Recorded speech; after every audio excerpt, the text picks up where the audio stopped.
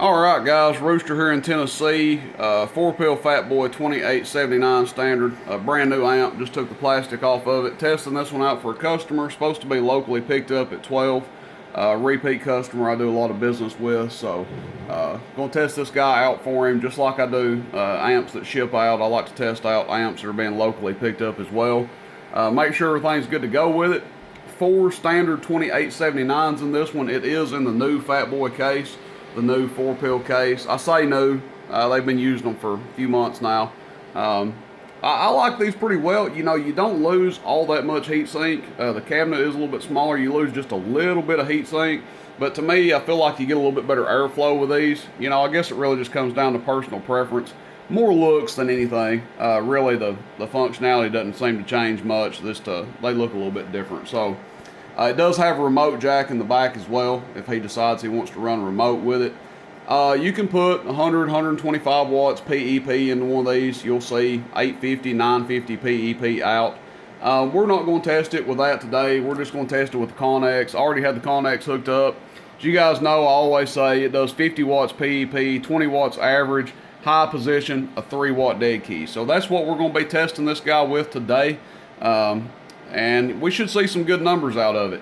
You know, we'll see some really good numbers out of it actually. Now, doubling up our power, if we put twice as much power into it, we're not going to see twice as much power PEP.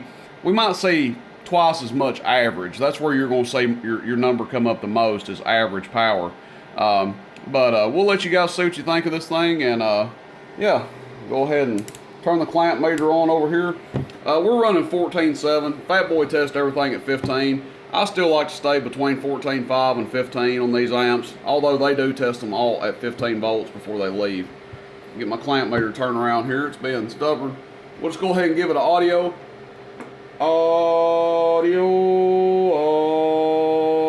So almost 47 amps is what it's drawing right now. You guys obviously know that they can draw more than that if we're putting more drive into it, and that is the radio and the amp on there. So yeah, technically, if you ran one like this, you could technically get by on a true 50 amp power supply. So if your power supply is really rated at 50 amps, like continuous, yeah, you could actually get by running one of these this same way on a 50 amp supply. And obviously couldn't run it full blast. 1000 watt slug, we are on average power first. We'll look at the bottom scale. So let's go ahead and see what we're doing here. So 3 watts in is getting us about 40 to 50 watts out on a dead key. We'll just go ahead and audio average power. Audio over 200 average. Almost seems like it's talking as much as it is so